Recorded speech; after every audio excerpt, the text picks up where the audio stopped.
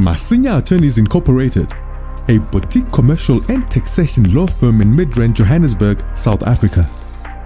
Strategic lawyers on point with more than 20 years of practice experience. We are professional, capable, and qualified.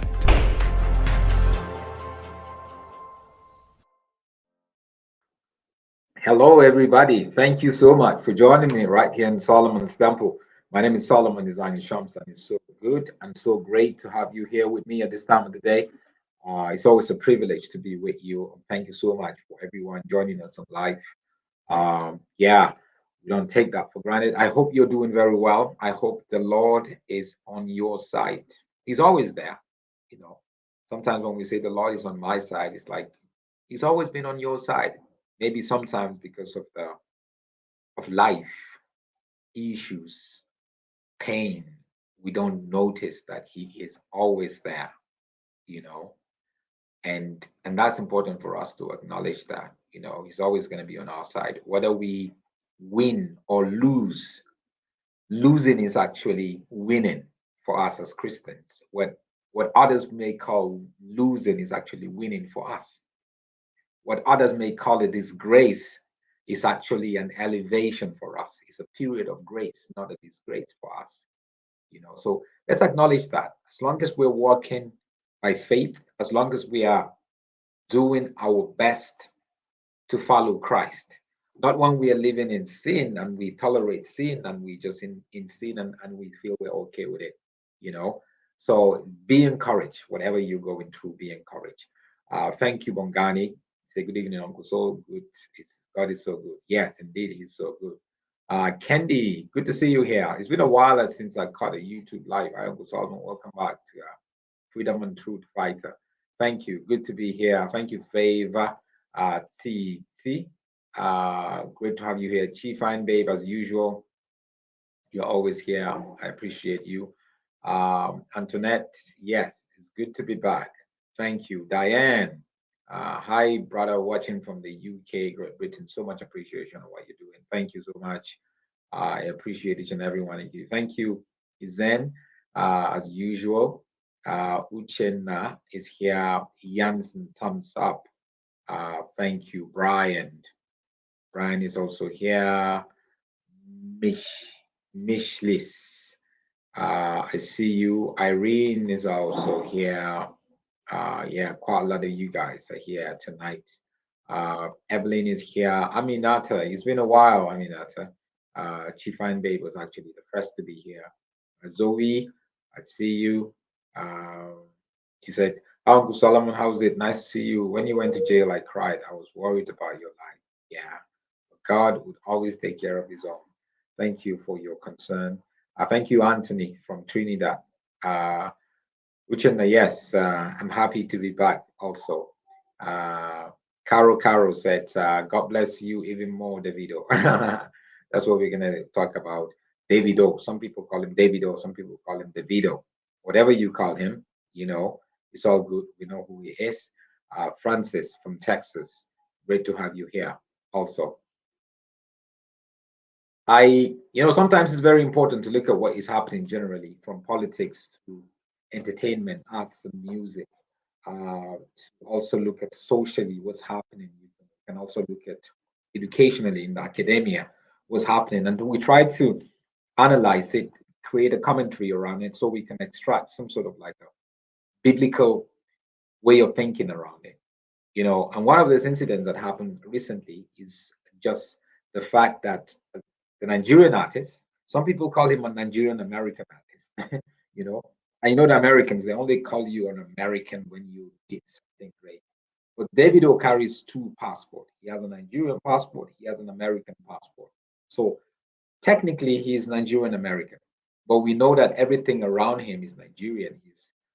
His home and his music reflects Nigeria. His inspiration is the nation of Nigeria. And he's been a great artist. I know some of his music. I've never bought his album, but I know some of his music. He's popular. Do I agree with like his lyrics, almost everything? I don't. Do I agree with his lifestyle of having a baby here, having a baby there, and still being unmarried, having a baby with Chioma, having a baby with, I don't agree with it, you know. But what I want us to zoom into, which of course we can do that in, with every single person, whether the person is the worst of all sinners, we can zoom in and say, okay, this person was created by God. Therefore, there must be something good about that person. There must be something good that that person is doing, no matter how evil you think a person is, maybe from your perspective, but other people who have experienced that person might just say something totally different. And I want to look at this, yeah, I'll call him great artist because he's definitely talented. This artist, great artist called Davido, we all know him. He's given Africa and the world quite a lot of uh, smash hits, if I can call it that. And we know that he recently he was celebrating his 29th birthday. So pre his 29th birthday, he decided to post on Instagram and say, look, if you are his friend and if you know you're really his friend, for his birthday, you're going to send him ₦1,000,000. So I don't know how much ₦1,000,000 is in Rand, but you can divide it maybe by 20, 21. So if you're his friend, you're going to send him ₦1,000,000. Remember, this guy has tens of thousands of followers across all his social media platforms. And obviously, he has lots of friends, rich friends, people that he knows. He said, look, you know who you are. If you are my friend, and if you want to celebrate my birthday, send me $1,000,000. Boom. Within a couple of hours, he's got millions already. In the number of just a couple of days, he got over 200 million naira, right? So at the end of it all, he raised about $600,000, which is over like 8 million rand, South African rand, which is over, how do you say it now in naira, obviously. It's over 200 million naira. Now, when I that was just about the same time I actually came out of prison. So I was technically just following him and say, okay, what is this guy up to? What is he gonna do with this money? So there was quite a bit of conversation going on. Some people came in and said, Davido is raising this kind of money for his birthday. If this was a pastor raising this kind of money for his birthday, you guys are going to criticize the pastor. You're going to criticize the man of God. So that conversation started actually going on. And one thing you must learn in social media is sometimes when there is an issue, a news issue that comes out big time, it's just good to sort of like mellow and follow gradually. Give it a day or two or three, then you would actually know the intention behind it. So this is an artist who raised over $600 million in a couple of days for his birthday, 29th birthday. So everybody was saying, okay, what's this guy going to do? Some people are saying you're praising this guy too much. Why should people give to him when he has so much money himself? Why is he getting from other people? And it makes sense. Some people again were saying, look, Davido has his own money. If this was a pastor who asked people to give, to donate for his birthday, there is going to be a lot of controversy around it. But this is a guy who was raising this money. So unknown to many people, he was raising the money for a purpose. So I said, okay, let me follow and see what's going on. So he raised that money. And in a couple of days, he now constituted a committee of really influential people, not influential, let me say knowledgeable people. There are professors in there. I think about 2 professors and doctors. I think about 7 of them, 8 of them that are going to oversee how the money is going to be used, because he decided to donate the $600,000 over 8 million rand. He decided to donate that money to children who are orphans. So orphanages around the country of Nigeria would be identified, and this money is going to be donated to each of the orphanage identified. Great gesture. You see how he just shut everybody up, isn't it? You know, so for his birthday, he actually decided to do something charitable. He decided to look for a place where there is a need and give. He didn't say that in the beginning because probably maybe some people might not, want to be a part of it. But the bottom line was the conversation that came out of it. The conversation that came out of it went like this, saying, if this was a pastor, and I mean, you've seen how our pastors celebrate their birthdays. People come and give them cars, Rolls Royce. They give them money. They give them houses. They give them cash. I don't know about you, but with what Davido did, giving away $600,000, I don't know any pastor that has done that much. And I'm not saying, don't get me wrong, I'm not saying that I know great pastors. I can begin to call their names here. I know pastors who are givers. I've been a beneficiary of pastors who are givers. I can call their names here. But how many of them would? That's a lot of money, if you know what I'm saying. Over 200 million, over 8 million South African rand, over $600,000. He just gave it away. All he did was he just gave them his account number. Here's my account number. If you are my friend, 29 birthdays coming up, put $1 million here. They were given and given and given.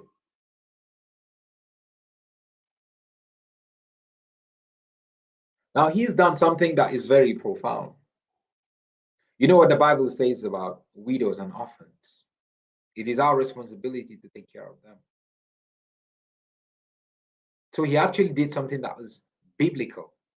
He might not be a biblical person, and I don't think he's a biblical person. He obviously, what I see and what I hear, he loves God and all that, but it's one thing to love God and it's another thing to follow God. Loving God and following God are totally different things. You can love God but still not follow him. You can love God and still disobey him. But if you love God and follow him, that's the combination, that's the combo that is needed for us to have a very flourished life where we can flourish. So I'm not sure about Davido. I don't know him that much. But he has executed a principle that is very much lacking, especially in a nation like Nigeria, where a lot of people have become very greedy. It's about the next big car, you driving the next big car, you driving the next big house. You could have taken that money and done something great with it, obviously. And you see, after he got the money from people, he put up his own money also. He put up what? 50 million naira.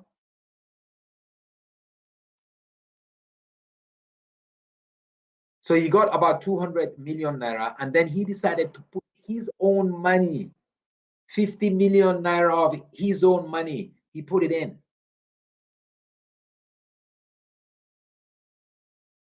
But he did that only later. He didn't do that at the beginning. He did that when all the money came in, when he decided to close shop after I think about 2 or 3 days. He now said, okay, this amount of money was raised, and I'm putting 50 million naira from my own money in here. And I have put together a committee of very intelligent and knowledgeable people that are going to facilitate the distribution of these millions to orphanages across the country.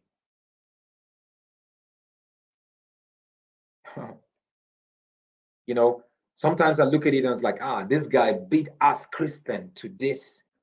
He beat us in our own game.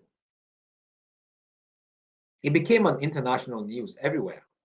In the UK, up in the US. Because how do you raise this kind of money and just give it away? But that is who we are as a people. It's clear that he loves God. He might not be following God diligently, but it's clear that he loves God. That sort of idea to get money and give away definitely came from God. There's no two ways about it.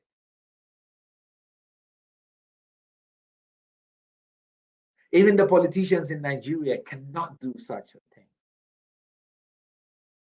They probably want to give a little here, give a little there, give a little there. And then when they give, politicians, when they give you with this hand, they're actually looking at getting back 100-fold with this hand. But what do you think a typical Nigerian pastor? Again, there are great pastors in Nigeria. I know them. Some of them have blessed me financially. But what do you think a typical Nigerian prosperity-driven pastor would do with that kind of money? Look for more money and get a private jet, buy a Rolls Royce, buy the latest Mercedes Benz, build a big house, take his friends and go to Dubai and celebrate. And a lot of these pastors that they get given so much money during their birthday, they are also extremely rich. They have money. And you see, Davido is the same thing. He has money, his own money. He's extremely rich. He's a multi-millionaire. He comes from money. But he got all these millions and he topped up the millions with his 50 million to give away. What a way to celebrate his birthday. So he's totally exposed the fact that we Christians, we Christian leaders, because he is a leader, he's a leader in this in entertainment industry. We Christian leaders are not doing enough. We Christians who are in politics, Christians who are in business, are we doing enough? What would a pastor, a leader, do with that kind of money? Have you seen the way pastors has been celebrated during their birthday? They give them and give them money, give them cars, give them this. They collect and collect and collect and collect and collect. Only a few of them actually give. But the ones who are into all this prosperity gospel and all this prophesying and prophesying and prophesying, they love to grab and grab and grab.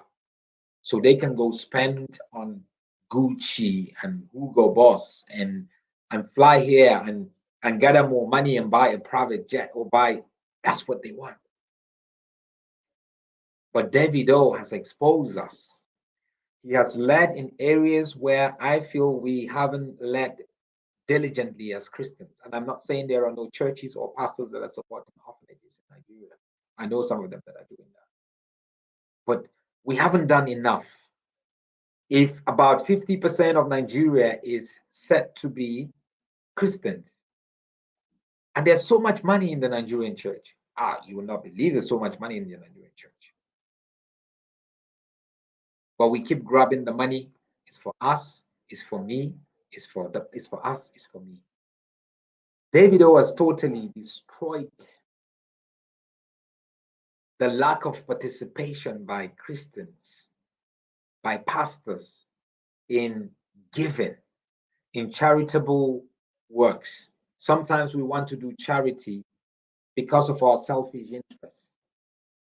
What is there for me? What is there for me? Actually, this is what one of the so-called pastors said. This is what he said. Read it with me. 250 million donations. So that's the money. He said, you wouldn't make heaven if you don't pay tithe. Cleric tells Davido. So Davido got this money, and now this pastor is now saying, Davido, you have to pay tithe. If you don't pay tithe, you wouldn't make heaven. Now, how do we even begin to talk about who is going to make heaven and who is not going to make heaven at this point? So is this cleric, this pastor, trying to use heaven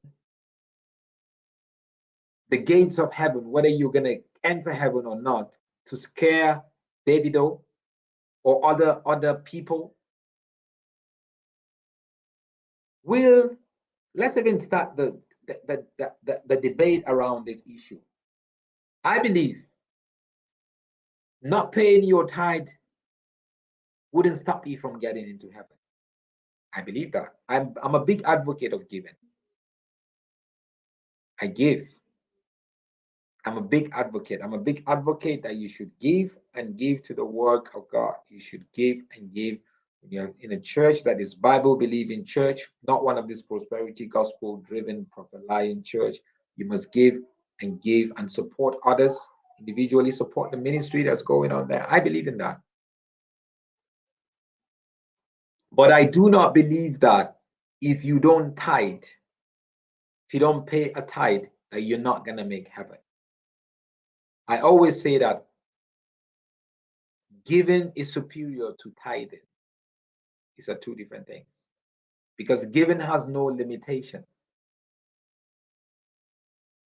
But tithing is a 10%. It's a limitation.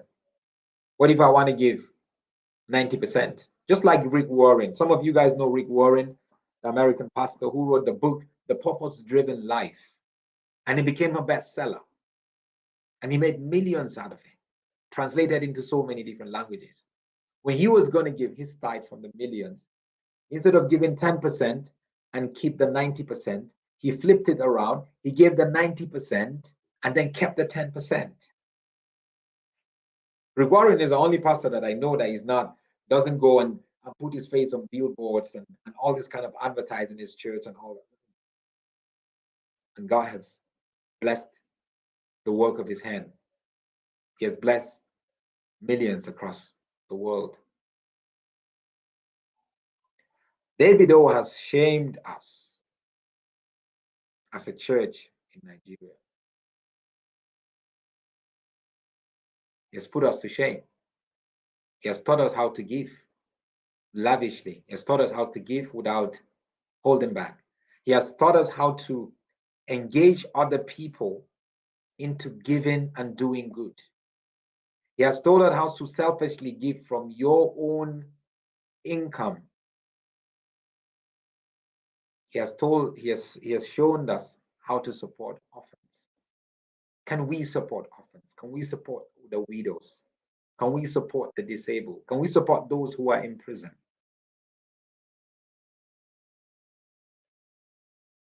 Can we support those who are hungry? Can we support those who are in poverty?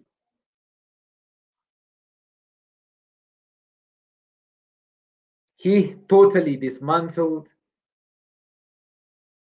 the notion that a lot of us in the Nigerian church carry, which we talk, but we don't. We talk the talk, but we don't walk the walk. But Davido actually showed us how to talk the talk and walk the walk. We're always going to talk about that. Even politicians and influential people were saying, congratulations to him. You did a good job. Nobody saw it coming. Because if we're going to bring change, we have to be selfless. Yes, I know he's a millionaire, multi-millionaire, and he has quite a lot of money, right? I know that.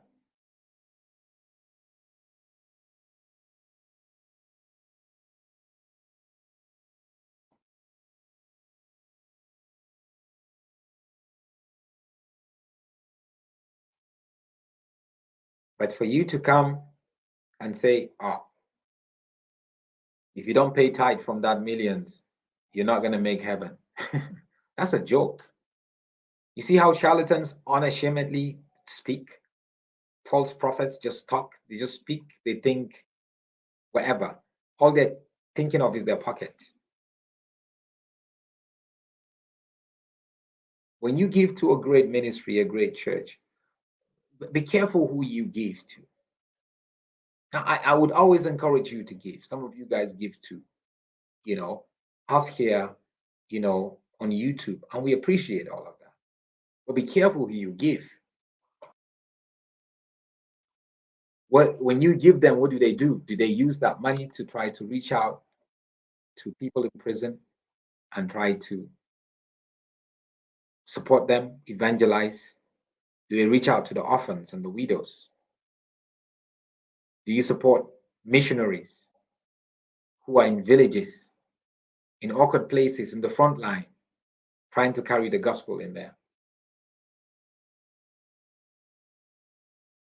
That's what we should be looking at.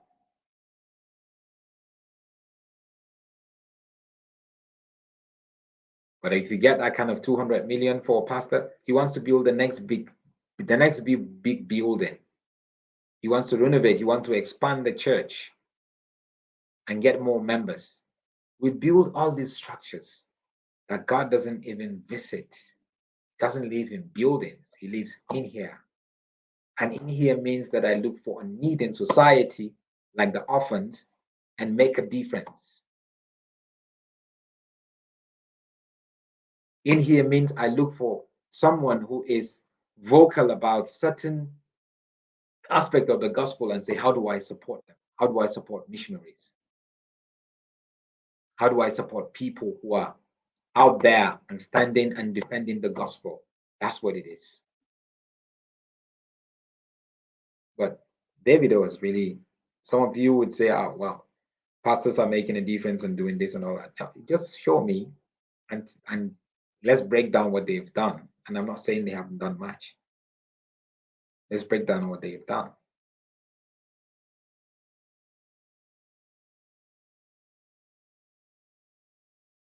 But all they do is scam and scam and scam you. They'll scam you and scam you and scam you and get more money and more money and more money. And bringing and building this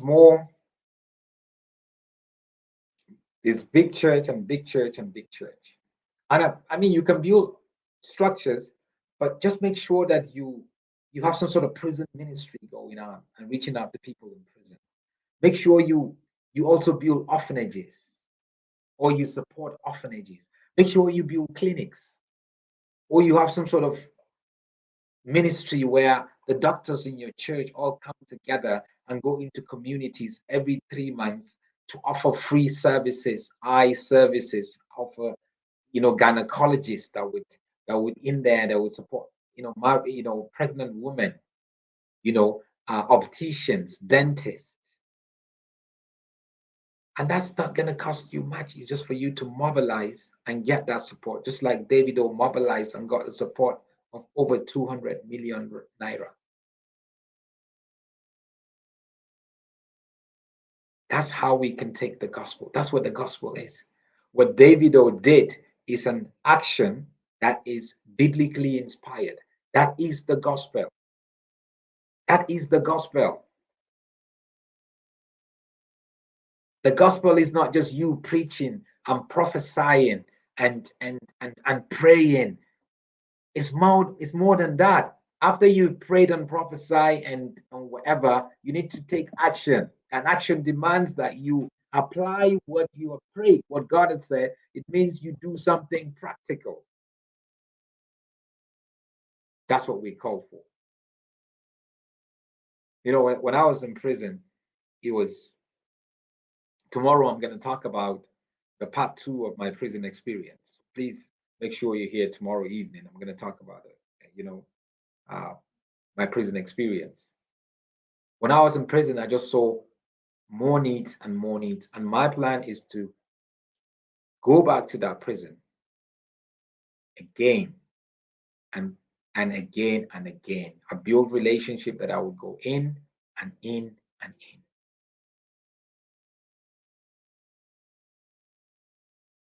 There are broken people in there.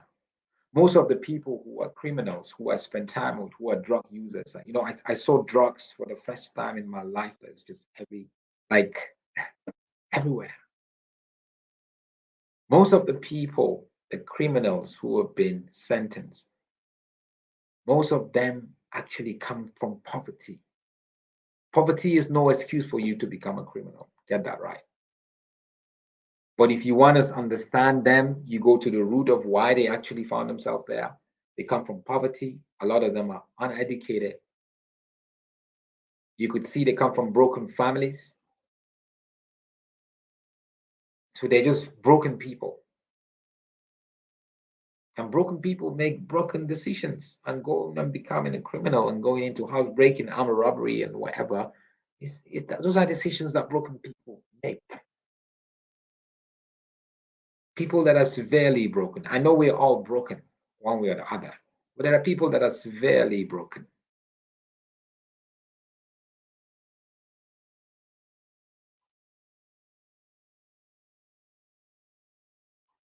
So let's enough with the prayer, right? Enough with the prophecy.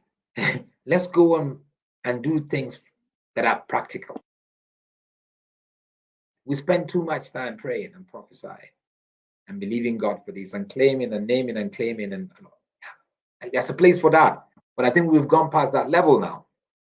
We need to move to level 2, where we can even, you don't have to have too much to give away. You can give away a little. And Davido has put the leaders, the Nigerian church leaders, those charlatan pastors and fake prophets like Apostle Johnson Suleiman, and all these guys who would do all these things, who would carry watts of cash. And Jeremiah, is it Otobo, who would carry watts of cash, or Moto, is it Moto Otobo, watts of cash and give to people and put all of that on TV, on camera. How much is even that? How much do they give? And they're doing that because it's just part of their marketing strategy. They need that. Davido doesn't have a church, so he isn't doing it because he wants you to buy his album. He didn't even have a new album. It's not like he had a new album out, isn't it? If you had a new album out, maybe, no, this guy is trying to sell his music. This guy is trying to promote his music.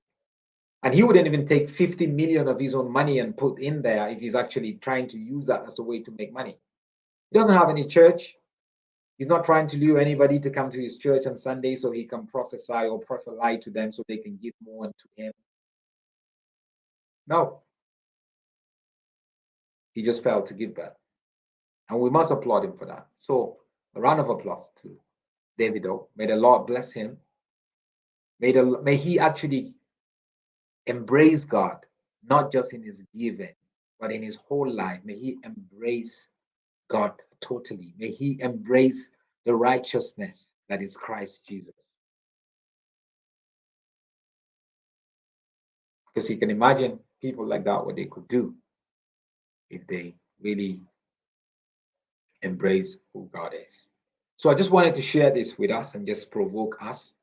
And also to say, shame to all the charlatans and the fake prophets in Nigeria who have been all over TV raising money and claiming that they have private jets or whatever. Well, we don't know what they have done and how they have helped orphans.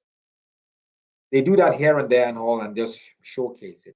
The church that I grew up in Nigeria, Family Worship Center in Abuja, they do quite a big prison ministry. Big prison ministry. They're very much involved in prison. And they also do a lot for orphans of widows. They take care of them, their education, their feeding. In the core north, where you send missionaries into areas where Boko Haram and all that, they and before you know it, the pastor, the husband passes away. And now the church, through the ministry, the missions department, they adopt them and support. What a great way. Because a lot of these kids will never have got an opportunity to go to school. A lot of these widows don't have anything. They're not skilled enough to be able to support their family. They're not educated enough to be able to support their family.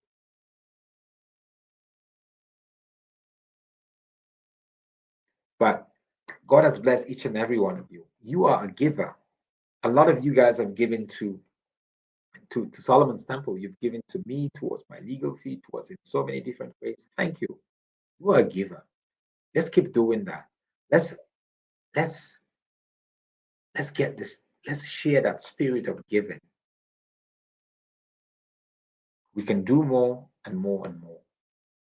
So please make sure you're here tomorrow. I'm going to be sharing about the second part of my prison experience tomorrow.